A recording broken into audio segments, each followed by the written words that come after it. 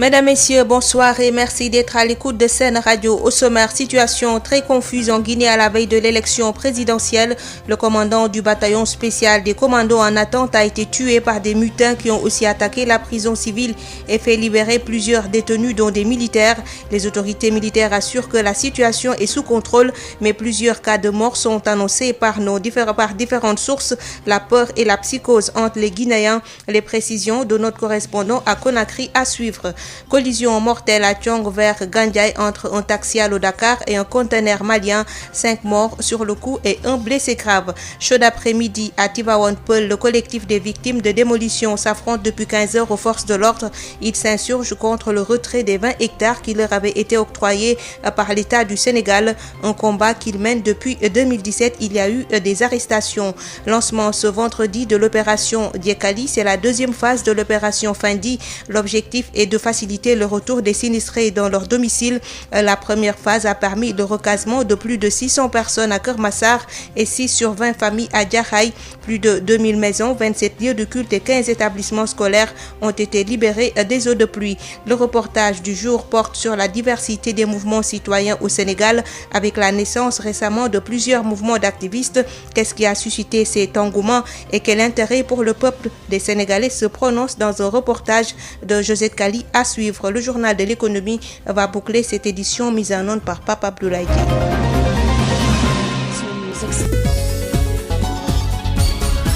Marie-Rosalie Ndiaye. Bonsoir à tous et bienvenue. Je vous l'annonçais dans les titres. Situation très compliquée et chaude après-midi à Tivaouane Peulh où des populations se sont affrontées aux forces de l'ordre. Nous sommes en direct avec notre correspondante Denisia Sambou. Bonsoir. Bonsoir, Marie-Rosalie Ndiaye. Voilà, il y a eu des échanges cet après-midi depuis 15 heures et qui se poursuivent d'ailleurs entre des populations qui réclament leurs terres et des forces de sécurité. Voilà, affrontement depuis 15 heures entre les victimes des maisons démolies de Tivaouane Peulh et les forces de sécurité. 2 personnes arrêtées. Pour le moment, le collectif se dit surpris d'apprendre du gouverneur de la région de Dakar le retrait des 20 hectares octroyés donc à la suite d'une rencontre avec l'ancien premier ministre. 20 hectares obtenus après un rude combat. Ce qui a poussé en fait le collectif à descendre dans la rue pour déverser leur bill. Ils se sont donc radicalisés pour réclamer la restitution de ces terres, quitte à y laisser leur vie. Collectif qui a reçu le soutien donc du mouvement du Front Frappe Dégage de Guy Marius Sagna, donc qui est venu soutenir le front en compagnie donc des membres du mouvement Frappe. Il les a donc Guy Marius Sagna donc les a dit à se mobiliser et a également donc travaillé avec ceux qui habitent à la cité Apix, qui également s'insurgent contre la spoliation foncière de leurs terres, mais également ceux qui sont au niveau de Barnier et qui luttent également contre l'usine de sidérurgie. Et donc, pour se mobiliser, il faut donc qu'ils soient comme un homme. Et donc, il est venu les soutenir selon Guy Marius Sagna. L'État ne peut en aucun cas, en fait, octroyer 20 hectares et puis donc se donner l'autorisation de retirer ces 20 hectares. Et il compte donc continuer le combat auprès du peuple. Le collectif qui actuellement donc continue le combat.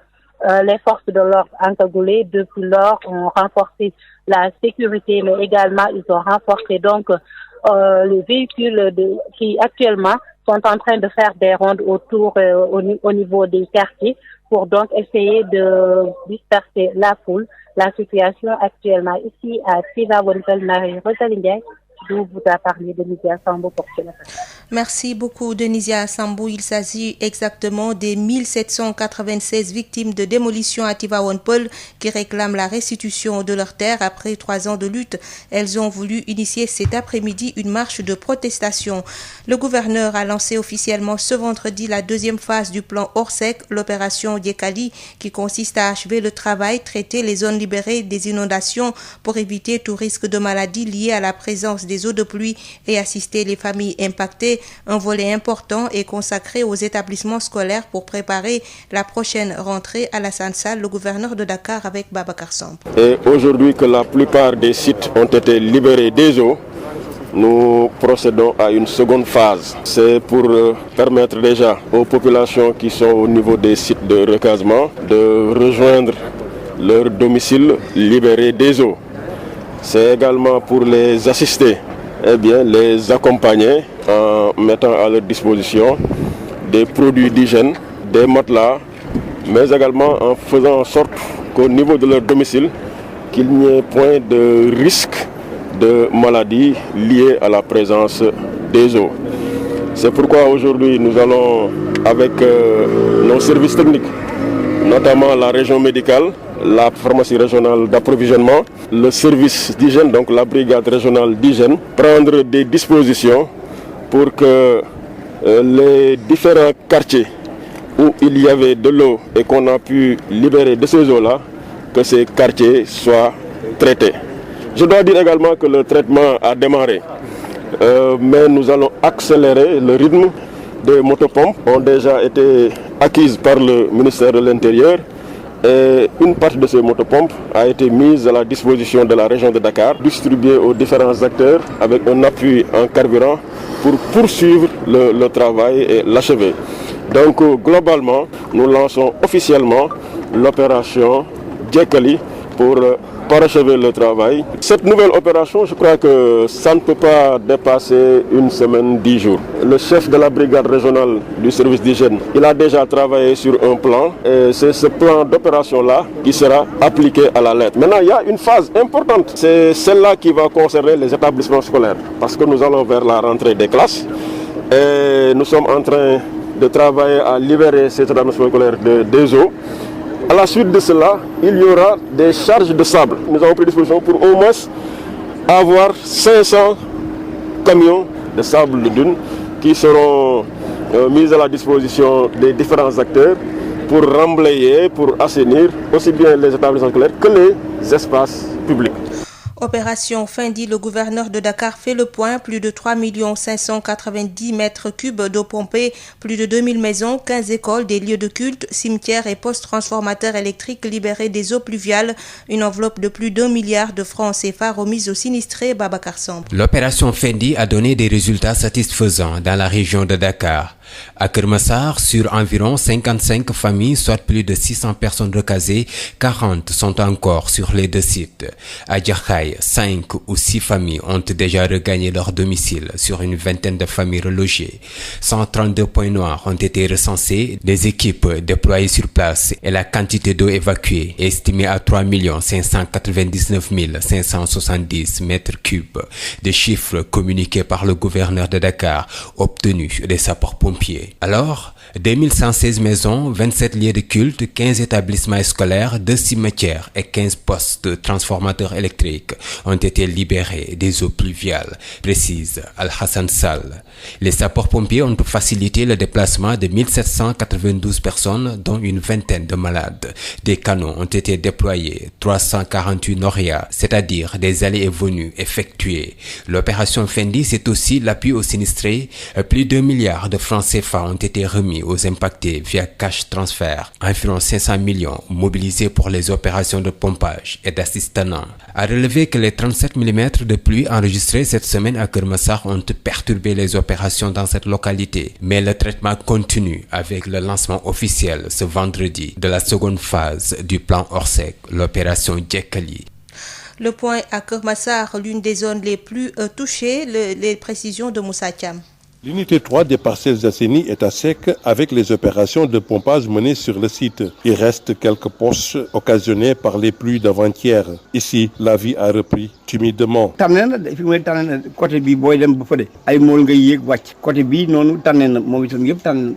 La situation n'est pas identique dans les autres unités des Parcelles Assainies, révèle ce vieux croisé sur la route en partance pour Aladji Paté. Unité 29 Aladji Paté. Unité 4, 5.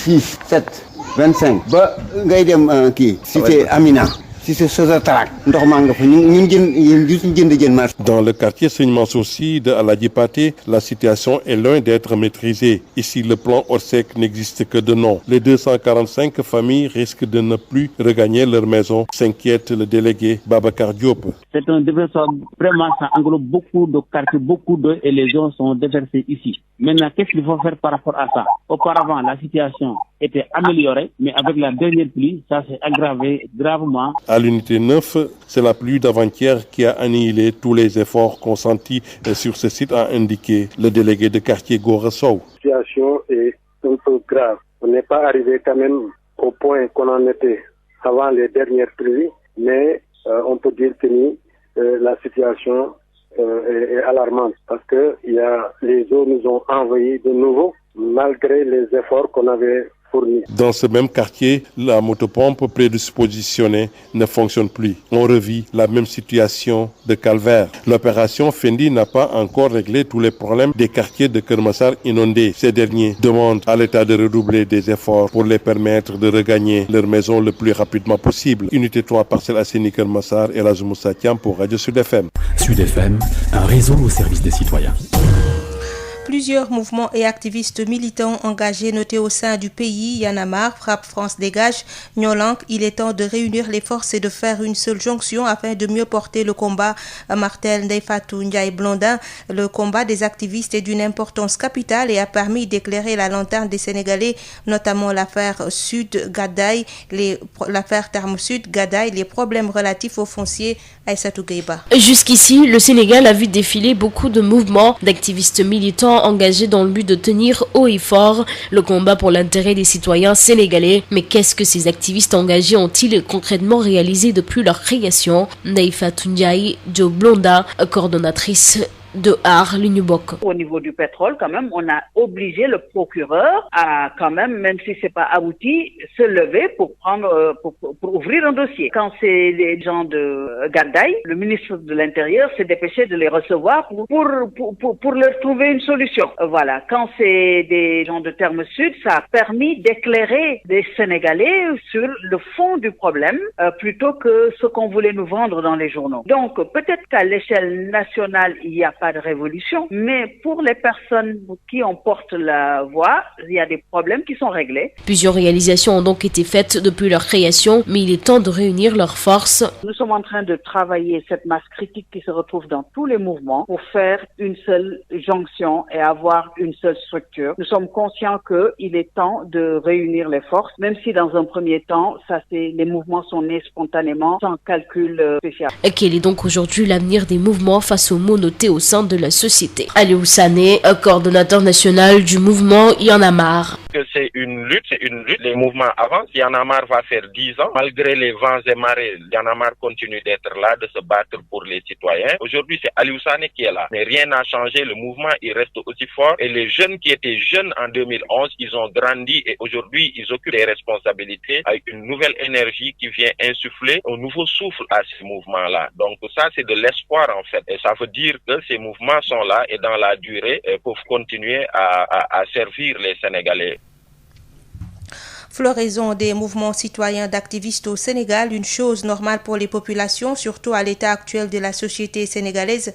Toutefois, cette naissance s'explique par l'échec des politiques et de la société civile. Josette Kali. Une bonne partie de la société sénégalaise n'hésite plus à s'ériger en activiste au lendemain de discours, de faits politiques ou même sociétal. Une éclosion bien appréciée par les populations. C'est une bonne chose dans un pays. Ces mouvements d'activistes sont nés à peu près de l'histoire. Parce que ça aide les gens à aller dans un but déterminé. Pour le cas du Sénégal, et je sais que le jour où le président posera un acte allant dans le sens d'un troisième mandat, effectivement ces mouvements-là seront les bienvenus. Exactement. Je veux réduire mes positions. Il l'a fait, il a réussi. Donc maintenant, une seule espoir qui nous reste, c'est le mouvement. C'est que c'est par la lutte qu'on libère un pays. Vraiment, je suis entièrement derrière eux. Selon ces citoyens, cette situation découle de l'absence et de l'échec de la société civile et de l'opposition qui devait prendre en charge ces combats. Malheureusement, ce sont les politiques qui ont échoué et qui donnent naissance maintenant à ces activistes. Ils ont failli quelque part. Parce que là, vraiment, tous les signaux montrent que l'État qui est là, le gouvernement qui est là, a envie de s'accrocher au pouvoir. Parce que le combat est mené par Sonko. Quelqu'un comme Idrissa Seck, on ne l'entend pas très souvent. Malheureusement, ce qui est dommage, prend la tangente à chaque fois. On a peur d'aller dans les manifestations. En tant qu'homme politique, vraiment, on ne joue pas pleinement son rôle. Face au faible taux de répondants aux manifestations, M. Mbeng préconise aux activistes de changer leur discours pour encore plus motiver les populations. Les Sénégalais ont peur. On voit que malheureusement il y a beaucoup de dérives. Et quand tu meurs, tu perds simplement. Les gens ont peur parce que le Sénégalais lambda court derrière la dépense quotidienne. Maintenant, quand vous l'arrêtez par exemple, sa famille sera dans des difficultés. C'est pourquoi les gens préfèrent aller courir derrière la dépense quotidienne plutôt que d'aller dans ces rassemblements-là. Après le M23, c'est une chaîne de mouvements d'activistes qui est née et le dernier en date est le collectif citoyen indépendant créé pour apporter la réplique aux propos du député Aliou Dembourou Sow. Josette Kali pour le sociologue Dr Souleymane Lo, c'est dans la diversité que les mouvements s'épanouissent et que les préoccupations des populations sont satisfaites. Le docteur Souleymane Lo est interrogé par Hapsa Elimanouane.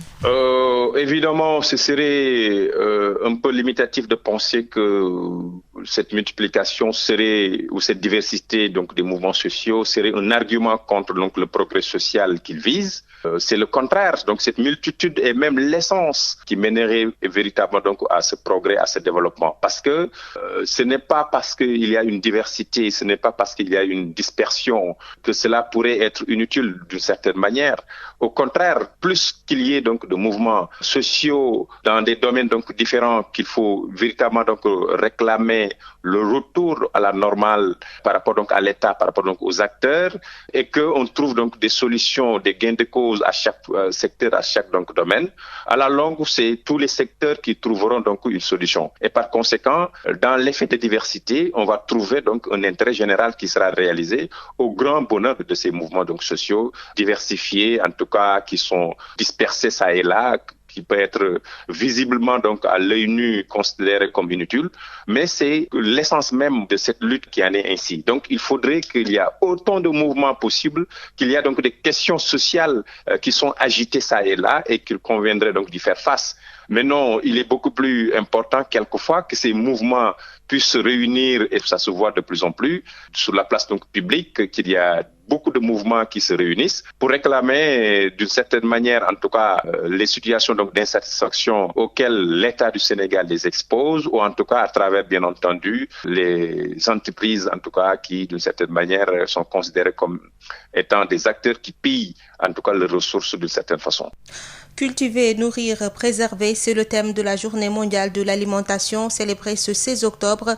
Mais cela ne sera possible au Sénégal que si nos producteurs améliorent la qualité des produits cultivés ici et réduisent les prix. Ces Sénégalais interrogés utilisent tant bien que mal nos produits locaux tels que les céréales et les fruits radicènes. Le consommer local, une préférence de ces Sénégalais. Ils consomment certains de nos produits locaux. Du riz et fognon et du fondé et tout, sombi.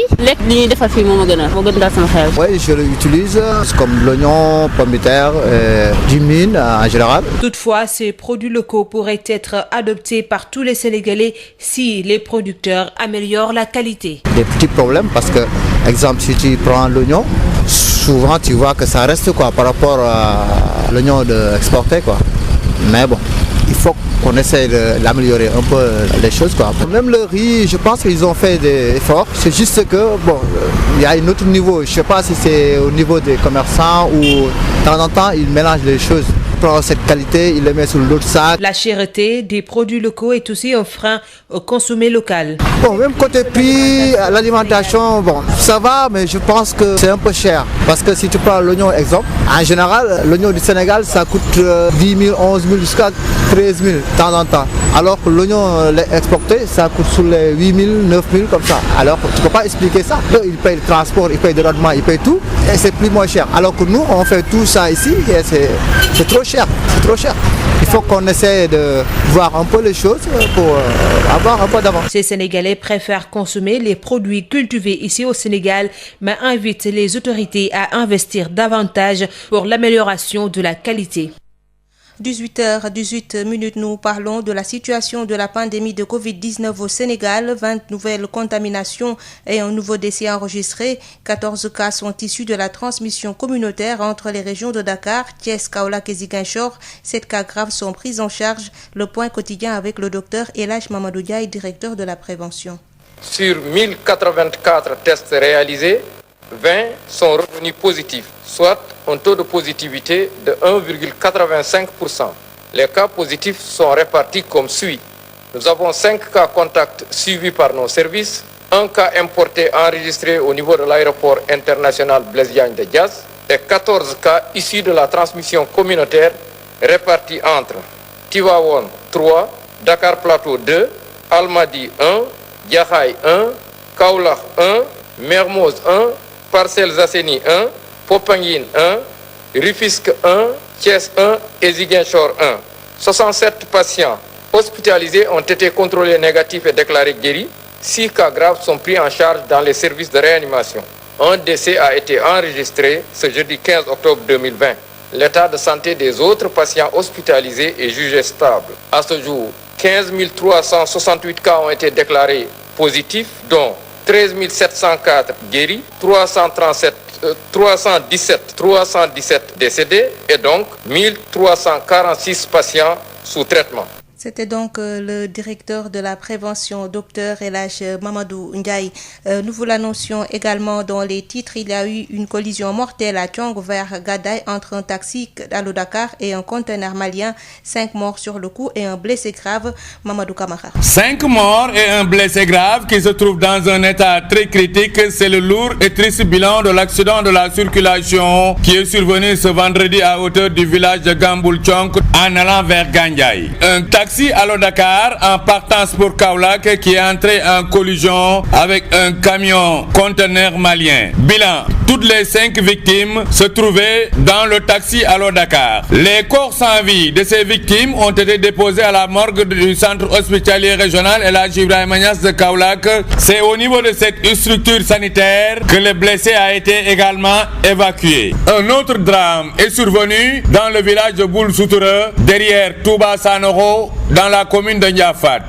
Là-bas, une fille âgée de 12 ans est morte par électrocution. Elle s'était rendue chez le gérant d'un moulin à mil pour piler le mil. Mais malheureusement, elle n'avait pas trouvé sur place ce gérant et la jeune fille tenta de déclencher le disjoncteur et elle a été tuée par électrocution. Une fille de 12 ans qui a rendu l'âme sur le coup. Kaolack, Mamadou Camara, Sud FM. Sud FM vous transporte partout au Sénégal et dans le monde. Sud International. La situation est très confuse dans la ville de Kindia en Guinée. Le chef de corps du camp de Samoréa, le colonel Mawadi Kondé, a été tué cette nuit par des mutins. L'armée du camp a été attaquée. Des armes et des munitions ont été emportées par un groupe de militaires. Plus de détails avec notre correspondant à Conakry, Amadou Ouribari. L'attaque a eu lieu à 4 h du matin. D'abord, les militaires ont investi le plus grand camp militaire du pays situé à 135 km de la capitale Conakry, où ils ont ouvert le feu sur le commandant du bataillon spécial des commandos en attente qui a été tué sur le coup. Ces militaires ont ensuite attaqué la prison civile et fait libérer plusieurs détenus, dont leurs amis militaires arrêtés le 22 mars, veille du double scrutin législatif et référendaire. D'autres assaillants ont au même moment attaqué le camp Kémébourama, situé dans la même ville, et blessé un militaire. Le ministère de la Défense annonce que ce sont des hommes lourdement armés qui ont attaqué ces 2 camps militaires sans pour autant annoncer leur motivation. Le porte-parole du ministère de la Défense déclare que des forces de défense ont immédiatement réagi pour sécuriser le camp et ses environs et rassure que la situation est sous contrôle. Les ratissages se poursuivent pour neutraliser les mutins dits à la Guissé Camara, qu'il a annoncé sur sa page Facebook. Juste après cette communication des autorités militaires rassurant que la situation est sous contrôle, des échanges de tirs ont éclaté dans les environs de la capitale entre des hommes armés et militaires du bataillon autonome des troupes aéroportées. Nos sources parlent de plusieurs cas de morts. Dans la capitale, les entrées du centre-ville où se trouve le palais présidentiel sont bouclées par des bérets rouges encagoulés. Le président de la République, Alpha Condé, lui, a maintenu son dernier meeting de campagne qu'il doit tenir ce vendredi au grand stade de Conakry, alors que de l'autre côté, les langues se délient et des Guinéens, hantés par la peur et la psychose, souhaitent savoir ce qui se passe réellement. Pourquoi cette attaque militaire à la veille de l'élection présidentielle? Pour le moment, aucune réponse à cette question. C'était depuis Conakry, Amadou Ribari, pour Sud FM. En Côte d'Ivoire, c'est sous fond de crise préélectorale que débute la campagne électorale de la présidentielle du 31 octobre prochain, alors que l'opposition maintient son mot d'ordre de désobéissance civile pour empêcher la tenue de l'élection ce vendredi à Bouaké, dans le centre du pays et ancien fief de la rébellion armée. Le président Alassane Ouattara a clamé devant ses militants et sympathisants que l'élection présidentielle aura bel et bien lieu le 31 octobre prochain. Rendons-nous tout de suite à Abidjan où nous attend notre correspondant Justin Assalé. Campagne présidentielle timide, pas de gyrophares et de sirènes dans la ville d'Abidjan. Les affiches des candidats sont peu visibles dans les rues de la capitale économique ivoirienne et de l'intérieur du pays. Seules les affiches du candidat sortant, Alassane Ouattara, pavoisent les différents panneaux publicitaires. Jusque-là, aucune affiche de son challenger déclaré, Kwakoko Nambertin dit Kakabe. Dans la ville de Bouaké, dans le centre de la Côte d'Ivoire, pour lancer sa campagne ce vendredi, le candidat Alassane Ouattara a affiché sa détermination à maintenir la présidentielle à la date prévue. Il n'y aura pas de report d'élection, il n'y aura pas de transition. L'élection présidentielle aura bel et bien lieu le 31 octobre, a-t-il soutenu devant ses militants et sympathisants.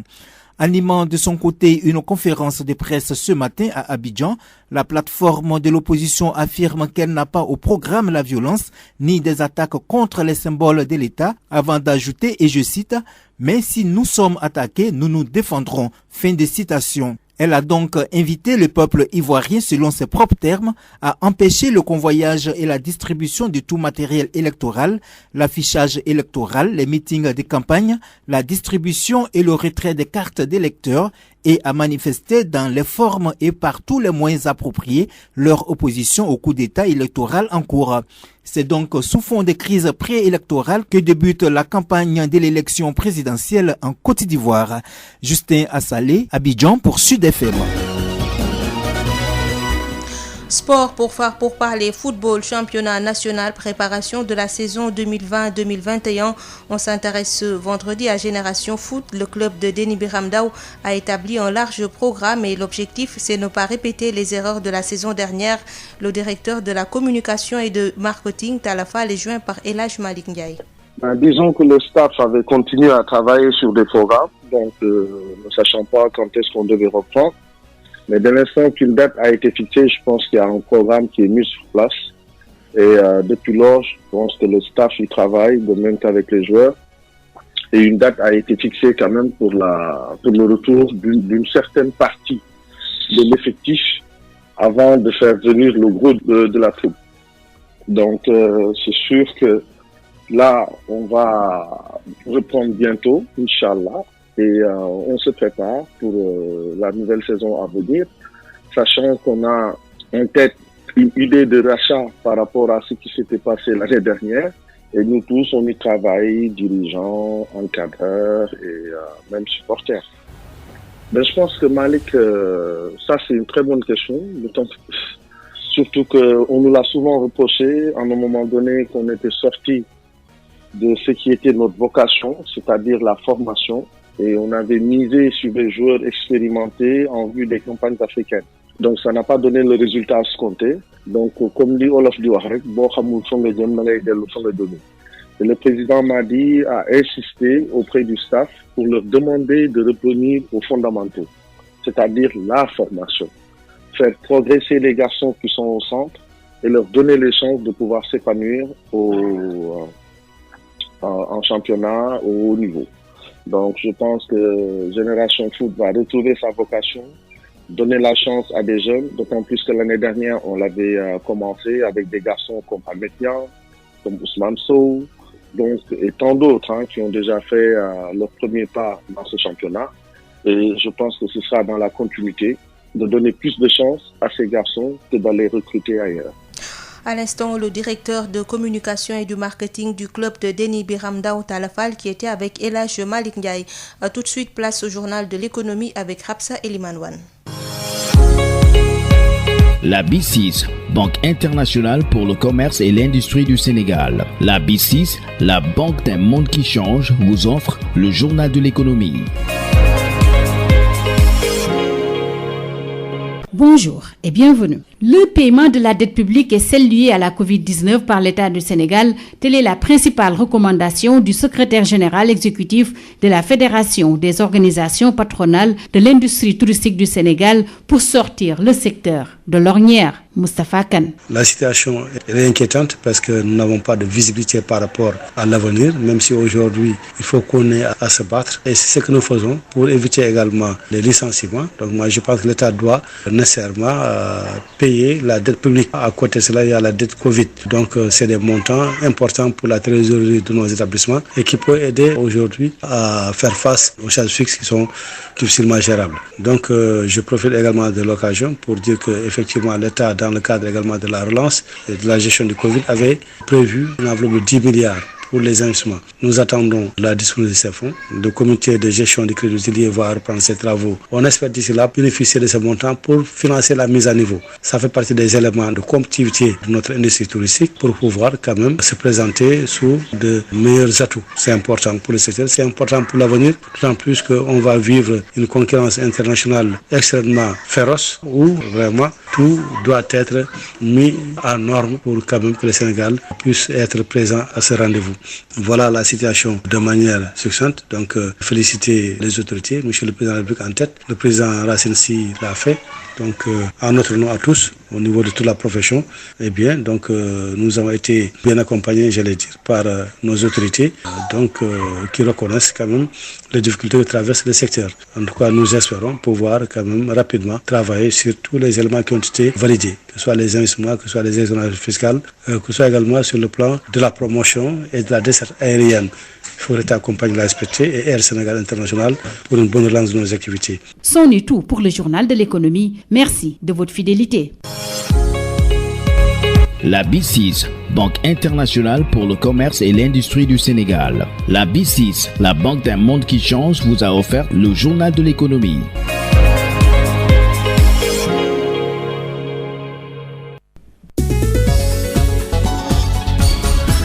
Marie-Rosalie Ndiaye. Mesdames, Messieurs, il est 18h passé de 30 minutes et c'est la fin de cette édition. Situation très confuse en Guinée à la veille de l'élection présidentielle. Le commandant du bataillon spécial des commandos en attente a été tué par des mutins qui ont aussi attaqué la prison civile et fait libérer plusieurs détenus, dont des militaires. Les autorités militaires assurent que la situation est sous contrôle, mais plusieurs cas de mort sont annoncés par différentes sources. La peur et la psychose hantent les Guinéens. Collision mortelle à Thiong vers Gandiaye entre un taxi à l'eau Dakar et un conteneur malien, 5 morts sur le coup et un blessé grave. Chaud d'après-midi à Tivaouane Peulh, le collectif des victimes de démolition s'affronte depuis 15 heures aux forces de l'ordre. Ils s'insurgent contre le retrait des 20 hectares qui leur avaient été octroyés par l'État, un combat qu'ils mènent depuis 2017. Il y a eu des arrestations. Lancement ce vendredi de l'opération Djekali, c'est la deuxième phase du plan Orsec, c'est de faciliter le retour des sinistrés dans leur domicile. La première phase a permis le recasement de plus de 600 personnes à Kermassar et 6 sur 20 familles à Djahaï. Plus de 2000 maisons, 27 lieux de culte et 15 établissements scolaires ont été libérés des eaux de pluie. Le reportage du jour porte sur la diversité des mouvements citoyens au Sénégal avec la naissance récemment de plusieurs mouvements d'activistes. Qu'est-ce qui a suscité cet engouement et quel intérêt pour le peuple? Des Sénégalais se sont prononcés dans un reportage de José Kali que vous avez suivi. Le journal de l'économie a complété cette édition mise en onde par Papa Abdoulaye Dieye. Merci de nous avoir suivis. Tout de suite, la chronique Sud Éducation, suivie du journal de la culture avec Amadou Moustapha Dia.